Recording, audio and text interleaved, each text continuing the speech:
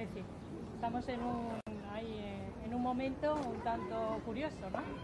¿Qué va a pasar? ¿Qué pensáis? Y cómo puede afectar. ¿Alguien más? Sí. Contesta y luego... Vale. Bueno, pues... a ver, varias cosas. Entonces, con respecto a lo que comentaba Dora de la unión bancaria, en definitiva, esto es lo que Heráclito era un filósofo griego que pensó en el cambio y pensó cómo se producía el cambio y qué era el cambio. Entonces tiene una frase muy conocida que es que nadie puede pisar el mismo río dos veces, porque el río es únicamente porque está constantemente cambiando, ¿no? De agua todo el rato. Entonces él decía, bueno, de esa frase no sale el Pantarrey, que es cambiar todo para que nada cambie, ¿no? Que es precisamente lo que supone la unión bancaria. La unión bancaria no se puede, o sea, quiero decir, el problema de la financiarización del capitalismo mundial no puede, y la preeminencia de los mercados financieros y la dedicación de recursos o el trasvase de recursos desde la economía real a la economía financiera debido a las altas tasas de retorno que tiene la economía especulativa dentro de la economía financiera no se puede modificar a través de una administrativización de la actividad bancaria. El problema es que hay que modificar la actividad bancaria en sí mismo, pero para modificar esa actividad bancaria hace falta tomar cartas en el asunto, es decir, tomar los mercados financieros, modificar su estructura, modificar la producción de los mercados financieros. Los mercados financieros producen, al fin y al cabo, títulos de crédito, títulos financieros, y la producción de esos títulos financieros tiene unas consecuencias económicas reales. Entonces, a no ser que se modifique, es decir, por un lado, que se reduzca la producción financiera, se tiene que reducir, está hiperbolada, está hipertrofiada, y esa hipertrofia de los mercados financieros tienen consecuencias sobre la economía real muy importantes. Por tanto, a no ser que se modifique eso, no puede establecerse que estamos ante un proceso de cambio, sino que estamos ante una modificación de la administración de esa actividad financiera. La unión bancaria es exactamente eso, no propone cambiar absolutamente nada, sino supervisar. Es más, yo incluso me opondría, como he dicho desde el principio, a mí me parece que la situación actual no permite dar absolutamente ceder ninguna competencia más a instituciones que carecen de legitimidad democrática, como son los de la Unión Europea.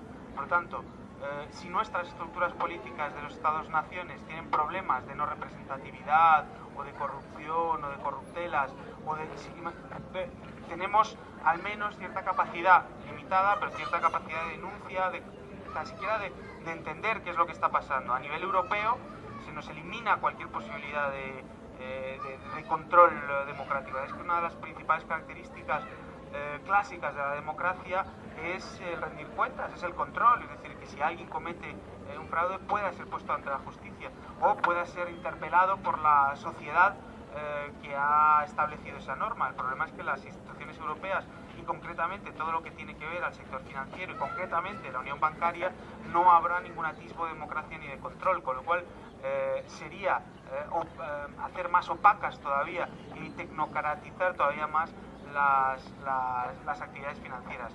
A mí me parece que como el Euromemorándum de este año, que es un informe de economía crítica que sacan en Europa, como ese Euromemorándum dice, no puede la unión bancaria realizarse y deberíamos estar todos en contra, precisamente por eso. Lo de estar dentro, de estar fuera, el problema es que si nos centramos, yo creo que una de las trampas del debate es centrarse en el debate si hay que salirse fuera o de quedarse dentro, porque no te deja ver cuáles son los problemas de fondo que existen y las dinámicas que van más allá de la Unión Europea. Y claro, siempre va a haber razones para quedarse dentro o quedarse fuera. El problema es que no se puede elegir ninguna sin tomar una posición dogmática o una posición concreta, no dogmática, digamos, una posición política. No se puede decir que hay que darse en la Unión Europea únicamente por razonamientos económicos, porque no existe ninguno que te pueda decir que tengas que quedarte fuera o que tengas que salirte fuera. No hay posibilidad de razonar 100% y blindar ese razonamiento para que digas, efectivamente, pues estoy convencido de que hay que salirse. Tienes que acudir a un elemento dogmático para ello. Entonces, porque tienes precisamente que acudir a ese elemento dogmático, hay que debatirlo. Y el debate, lo que me ha dado, de lo que me he dado cuenta, es que esos elementos dogmáticos, es decir, no tenemos soberanía monetaria, o no tenemos Banco Central, o no tenemos esos elementos dogmáticos que se aducen para poder salirse del euro, por ejemplo, también juegan un papel muy importante para quedarse dentro del euro. Con lo cual, al final, ambos elementos están tan unidos que es imposible desvincularlos, y me parece que el debate de hay que salirse pues esconde un debate más profundo, que son de clases sociales, de luchas sociales, de poder social, de quiénes son los que generan los problemas y quiénes son los que los sufren. Y en este contexto, el análisis del Estado-Nación, es decir, los de Alemania son los que ganan y los de la periferia son los que pierden, tampoco te deja apreciar que en Alemania las clases trabajadoras han perdido poder adquisitivo o han sido pauperizadas y han sido precarizadas desde hace, por lo menos, desde que Schröder, el socialdemócrata alemán, implementó la agenda de caída brutal del poder adquisitivo de los trabajadores, y que ha generado uno de los problemas que tenemos ahora. Por tanto, no es que en Alemania estén ganando, es que las clases oligárquicas empresariales alemanas están ganando, pero igual que las clases oligárquicas empresariales españolas, ¿no? Porque además tienen la riqueza de los mismos bancos suizos, o sea que tampoco es... Bueno, y la segunda cuestión, yo creo que lo que comentaba Teresa es prácticamente lo que comentaba Liliana, que yo es decir, hay elementos de... la Unión Europea no obligaba a que se desmantelase ni se vendiese, obligaba a que no fueran monopolios, pero que no fueran monopolio no significa que no existan las empresas públicas. Esos son ya, son pozos nacionales, pozos liquidacionistas nacionales, los que ante una necesidad de eliminar los monopolios interpretan que hay una necesidad de eliminar las empresas públicas como tal, ¿no? Eso es una primera aproximación, es decir, dentro del contexto de la Unión Europea se pueden tener empresas nacionales. La cosa es que sea difícil, porque no solo es la existencia, sino subsidios, etcétera. Pero bueno, se podría entrar y se podría hacer dentro de la Unión Europea, ¿no? Y aparte de todo ello, es que hay cuestiones que superan los, como decía Liliana, y que decía, por no volver a repetirme, el hecho de que los estados nacionales tengan que reposar mucho en los mercados financieros a la hora de financiarse y a la hora de gestionar esos bienes públicos, delimita cuáles son las alternativas que tienen esos estados o esos sectores públicos que aceptan esa ideología liquidacionista. En fin, yo creo que se pueden hacer tener un estado liquidacionista fuera de la Unión Europea, como podría ser cualquier estado gobernado por cualquiera de los dos partidos principales.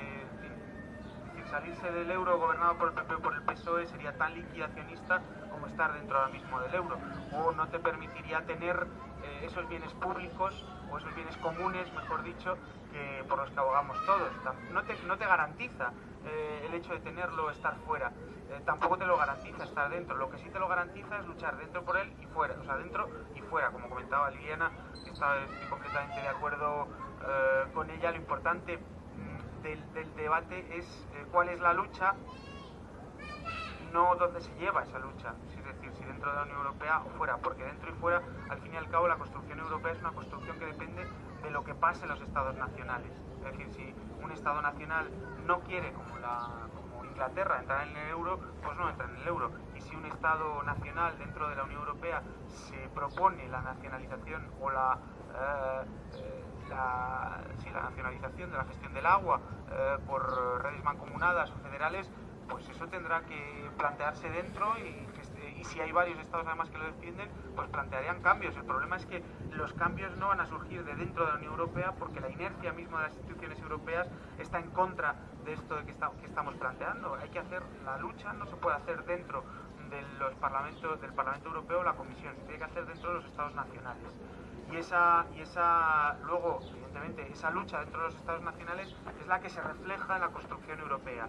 Pero es que los Estados nacionales, la lucha la han ganado siempre los mismos. Y lo que se refleja en la construcción europea es precisamente esas luchas nacionales, pero a nivel europeo. Por tanto, yo creo que estamos más o menos todos en la misma línea. Y con respecto a lo último que comentaba la compañera de Ucrania, pues evidentemente yo creo que el contexto ucraniano, es decir, la caída de la URSS, si vosotros veis los tratados europeos a raíz de la caída de la URSS, inmediatamente después se ponen a expandir los tratados europeos a las antiguas repúblicas socialistas, antiguas repúblicas soviéticas, y se ponen a liberalizar completamente, a abrir. El problema es que cuando entró España, España, digamos, era un club de ricos, como decíamos antes, y entraban ciertos países como Grecia, o como que no era muy grande, o como Portugal, que tampoco era muy grande, pero sobre todo como España, que sí era muy grande y tenía una renta per cápita muy baja. Ahí, en este contexto, pues sí había una preocupación por unos fondos estructurales, unos fondos de cohesión que mal gestionados y difícilmente defendibles como elementos de desarrollo, pero sí estaba ahí esa preocupación social. En el momento en el que desaparece la URSS y que aparece, digamos, el imperialismo de la Unión Europea, imperialismo económico, en estas repúblicas socialistas, aparecen las tensiones que son naturales, y la pauperización de una clase, con la pauperización y precariado de una población que está o que se deja libre albedrío del libre mercado, ¿no?, y de las oligarquías europeas, y que evidentemente responde única y exclusivamente a los intereses de las oligarquías centrales, de los países centrales, principalmente de Alemania, pero también de Austria, a expandir sus mercados. Eso tiene una implicación directa, evidentemente, en las poblaciones de esos países y en las tensiones sociales que ocurren. Por tanto, sí, es verdad que la evolución, la verdad es que no tengo elementos ahora mismo. Habría que pensar en cuál sería la evolución de las tensiones ucranianas, pero sí que se puede decir, por lo menos bajo mi punto de vista, que son el resultado de la política neoliberalista imperial de la Unión Europea, que ahora mismo se ha convertido, es decir, la Unión Europea o la Europa a costa, como decía Línea, que es muy importante señalarlo y que a mí se me ha pasado, es verdad, a costa de otras regiones económicas, pero la construcción social europea era una isla en un mar neoliberal, donde, un mar neoliberal además muy cruel, con América Latina durante 20 o 30 años sumida en un incremento de las pobrezas y las desigualdades hasta hace prácticamente 5, 6, 7 años que han cambiado esas tendencias, o África, era realmente espeluznante el mar que había alrededor de la Unión Europea. Bueno, pues ese mar, o esas fronteras, o esos diques que existían, ahora no están, y ese es el contexto que tenemos en toda Europa.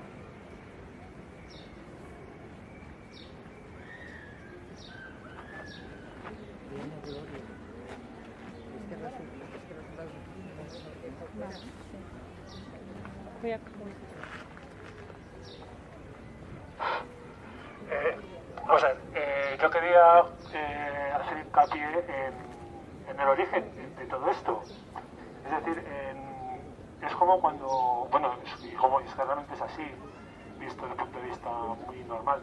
En algún momento España, así como otros países, pues digamos que se les invita a formar parte de un club que se llama la Unión Europea o Europa. Entonces, ¿qué ocurre? Pues cuando, pues a la hora de entrar ahí, tienen que decir, bueno, pues ¿qué me ofreces? ¿No? Tú cómo funcionas, bajo qué parámetros te riges, qué saco yo, qué tengo que darte, etcétera, ¿no? Entonces, quiero creer, porque tampoco no conozco a fondo los tratados ni las leyes, etcétera, pero dentro de lo que puede ser una postura tradicional entre capitalismo, liberalismo y populismo, todo junto, pues te dicen, pues te ofrecemos pues un sistema donde un parlamento, vas a tener, digamos, a la hora de convivir con tus vecinos, pues está lo que es la libre circulación, una serie de aspectos que, bueno, que que algunos pueden parecer muy buenos o pueden ser muy buenos, que en aquel momento tenemos el problema diario con Francia de los camiones y demás, que eso pues sí, eso tenía sus beneficios, pero que digamos en teoría claro, nos confiamos tanto que tenía que haber unas bases muy sólidas, sobre todo de cara a un futuro de cierta lejanía, digamos, ¿no? Porque a lo mejor en 3 días, como quien dice, pues eres muy bueno, y para a lo mejor como ha ocurrido, pues a los 10-15 años, no, ya incluso a mediados de la década de los 2000, ya con temas como el Tratado de Lisboa, aunque ya tenía cosas desde Maastricht, pero con el Tratado de Lisboa ya cuando ya te dicen que, oye, que vas a perder la soberanía monetaria, que vas a tener una serie de historias que no contabas con ellas en principio, pues en principio, claro, que si los países, entre ellos España, fueran países democráticos de verdad, esas cuestiones se someterían a debate, se someterían a votación, etcétera, y tendría que haber la posibilidad de, oiga, usted ha incumplido su pacto o me ha cambiado las reglas del juego, no es lo que yo quiero, no me conviene, me va usted a perjudicar, etcétera. Entonces, tener la posibilidad de una manera democrática poder decidir sobre esos aspectos y poder, oiga, usted, pues yo me puedo salir de ese club, pero de manera, del punto, o sea, que no haya un chantaje de donde estás poniendo en jaque a toda la economía del país, entre otras cosas, ¿no? Entonces, claro, eso es lo que la práctica general que vienen haciendo todas las democracias representativas, que en esa arrogancia de ese voto van creando poco a poco centros, acumulaciones de poder en centros que luego, como diciendo, es que este centro ha sido elegido democráticamente, pero te quedan centros o acumulaciones de poder donde luego la gente, la población, no podemos exigir responsabilidades. Entonces se crean segundos y terceros niveles de instituciones. En este caso, las más fáciles son como el Banco Central Europeo o la Troika, donde podemos patear todo lo que queramos, no han tenido ningún sistema democrático, pero que, sin embargo, de alguna manera, con algún tratado de estos que no hemos votado nunca, pues nos dicen que tenemos que someternos a ese poder. Entonces,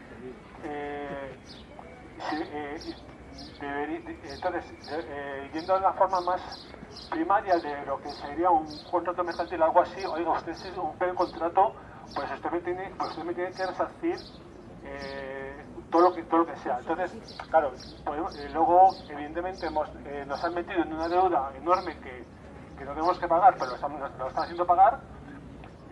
Hemos cogido deudas de los bancos, las hemos cogido con dinero público, y entonces claro, y luego para colmo, pues no era para colmo, digamos que nos han hecho creer que hay un sistema democrático donde se puede elegir a quienes toman las decisiones, cosa que no es así, porque el Parlamento Europeo no toma las decisiones que son las de verdad, se toman en el Consejo Europeo. Entonces nos crean instituciones que son una farsa con el Parlamento Europeo, y al final entonces la teoría sería decir, oiga, ustedes no han incumplido sus condiciones y nos han impuesto algo que no tiene que ver con la realidad. Entonces esa es como una cláusula abusiva gordísima, fraudulenta, y entonces pues mire, yo me salgo, me creo mi moneda y tal.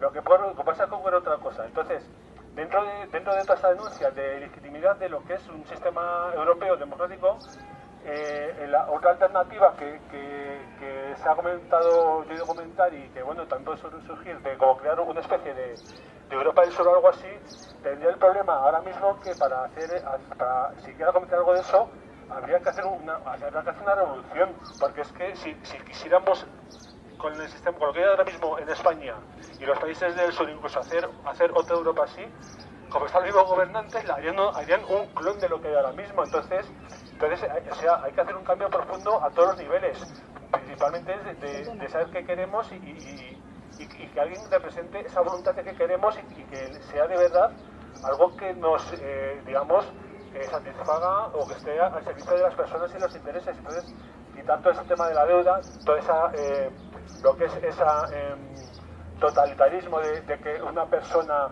se levanta un día de un pie de otro diga pues ahora hago esta política, hago esta otra y todo el mundo ahí a sus dictados. Entonces eso los políticos y tal pueden decir que lo quieren y me lo puedo creer, pero ¿qué hacen para cambiarlo? No hacen nada. Como la boca muy pequeña y así seguimos y seguiremos. Entonces, claro, yo creo que tenemos, por lo menos desde nuestras posibilidades, nuestras limitadas posibilidades, tenemos que por lo menos ser conscientes de esto y saber quién no nos representa como mínimo y para qué no sirven las instituciones que hay en cada caso.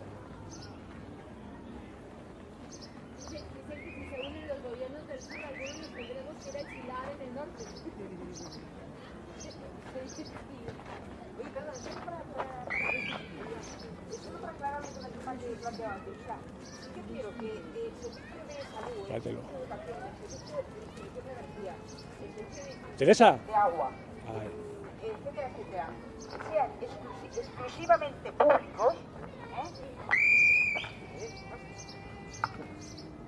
O sea, eso es lo que yo quiero saber. O sea, eso me lo prohibiría la Unión Europea. O sea, quiero que sus infraestructuras sean bienes comunes de maniales y que sus servicios sean exclusivamente públicos.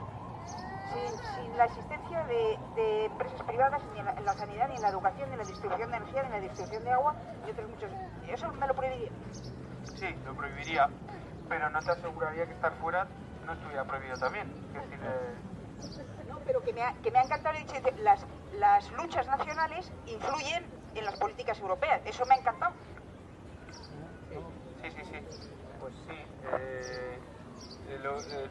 Sí, yo creo que no hay... Es verdad que si el problema no son las contradicciones internas que tiene la Unión Europea, sino cuáles son las soluciones que se ponen. Entonces, evidentemente,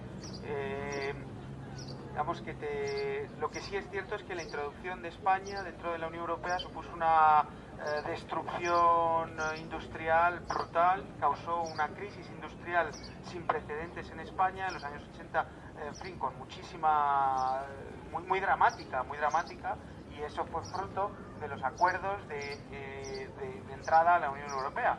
Claro, los acuerdos de entrada y luego la interpretación que hicieron los diferentes gobiernos, entre otros pues el socialista y el popular, para liquidar todo lo que era público y bueno, en fin, pero vamos, ahora mismo lo prohibiría tener, o sea, los tratados prohíben los monopolios públicos y te obligan a romperlos en diferentes trocitos y partes y a liquidar, o sea, o a someter a la competencia por lo menos cierto, pero vamos, sí, la comercialización, por ejemplo, los servicios públicos de la electricidad y tal, pues te dividen la electricidad en la generación, el transporte, la comercialización, y todos esos últimos principalmente están sometidas a competencia. La generación no, pero lo demás sí. Claro, a concurso. Entonces eso evidentemente, pero es que eso no viene de la Unión Europea, eso es teoría económica neoliberal pura y dura, de la cual chupan las... Pero bueno, hay otra teoría económica y otra economía de los bienes comunes que son las que se tiene que aplicar dentro o fuera. Entonces el enemigo, es cierto que en este momento ese es el enemigo, pero es que en otros países como Inglaterra, bueno, Inglaterra está dentro de la Unión Europea, pero no dentro de la zona euro, pero podemos poner, pues no sé, países del este que no están dentro de la Unión Europea, por ejemplo, o países dentro de la órbita de América Latina que durante tanto tiempo, pues evidentemente no están dentro de la Unión Europea y también han seguido las mismas políticas. Entonces, identificar a la Unión Europea con esa política es, digamos, cuando no, a lo mejor no nos deja ver tan claramente cuál es la fuente de esa interpretación política o de ese posicionamiento político, que al fin y al cabo es un posicionamiento político, no europeo, ¿no? Entonces yo creo que podemos identificar ese posicionamiento y criticarlo dentro de la Unión Europea y fuera, porque si identificamos a la Unión Europea con la liberalización, significa que saliéndose de la Unión Europea no existe liberalización, y eso no es completamente así, ¿no? Así que eso por un lado. Y luego, pues con lo que decía Óscar, pues sí, yo creo que no tengo mucho que añadir, lo has dicho tú todo. Hay que incrementar la pues la exigencia de responsabilidades, porque hay un artículo muy bueno hace bien poquito que salía de por qué solo un banquero ha sido puesto delante de los tribunales, ¿no? en todo el mundo. Un banquero, que decir, independientemente de Blesa, que tiene corruptelas vallas, pero con respecto de la crisis, cuál es decir, la generación de la crisis en sí misma, y en Estados Unidos solo ha puesto un banquero, hasta el punto de que los demás banqueros, los que están en Lehman Brothers, los que estaban en Merrill Lynch o en Fannie Mae, están todos trabajando en puestos dirigentes en otras instituciones financieras.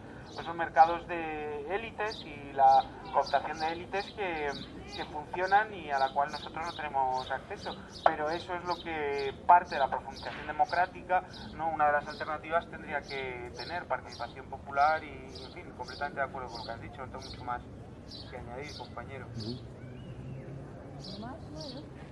bien, muy bien.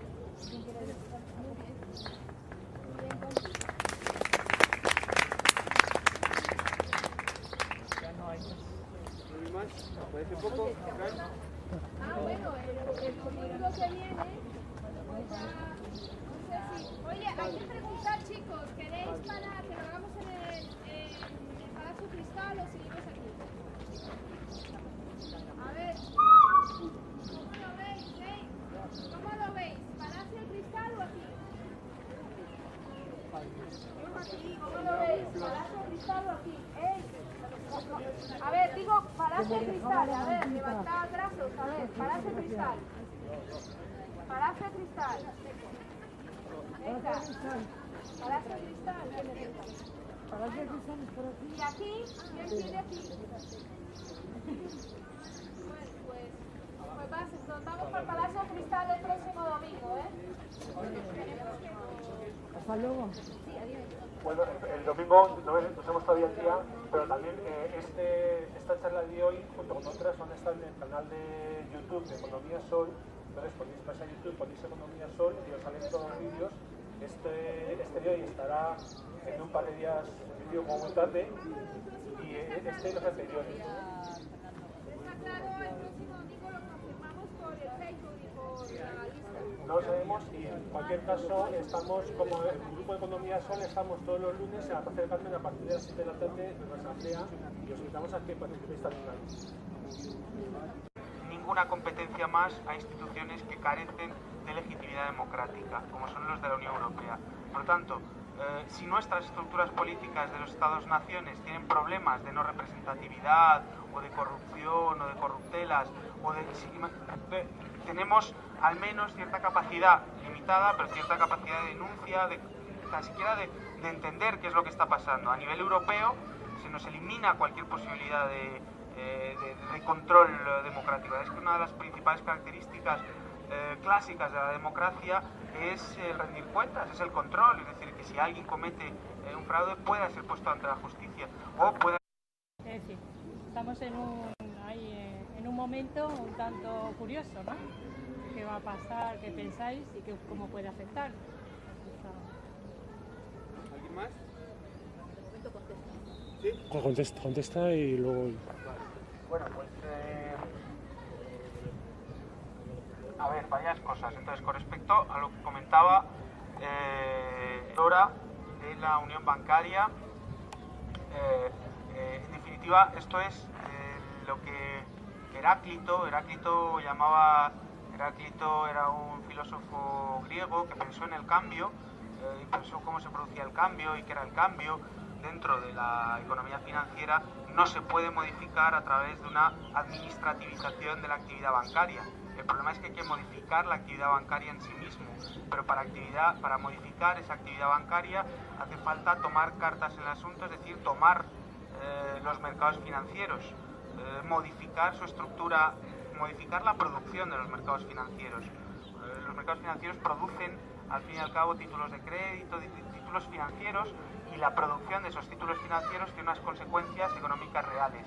Entonces, a no ser que se modifique, es decir, por un lado, que se reduzca la producción financiera, se tiene que reducir, está hiperbolada, está hipertrofiada, y esa hipertrofia de los mercados financieros tienen consecuencias sobre la economía real muy importantes. Por tanto, a no ser que se modifique eso, no puede establecerse y estamos ante un proceso de cambio, sino que estamos ante pues, una modificación de la administración de esa actividad financiera. La unión bancaria es exactamente eso, no propone cambiar absolutamente nada, sino supervisar. Es más, yo incluso me opondría, como he dicho desde el principio, a mí me parece que la situación actual no permite dar absolutamente ceder. Entonces tiene una frase muy conocida que es que nadie puede pisar el mismo río dos veces, porque el río es únicamente porque está constantemente cambiando, ¿no? De agua todo el rato. Entonces él decía, o de esa frase no sale el pantarrey, que es cambiar todo para que nada cambie, ¿no? Que es precisamente lo que supone la unión bancaria. La unión bancaria no se puede, quiero decir, el problema de la financiarización del capitalismo mundial no puede, y la preeminencia de los mercados financieros y la dedicación de recursos o el trasvase de recursos desde la economía real a la economía financiera debido a las altas tasas de retorno que tiene la economía especulativa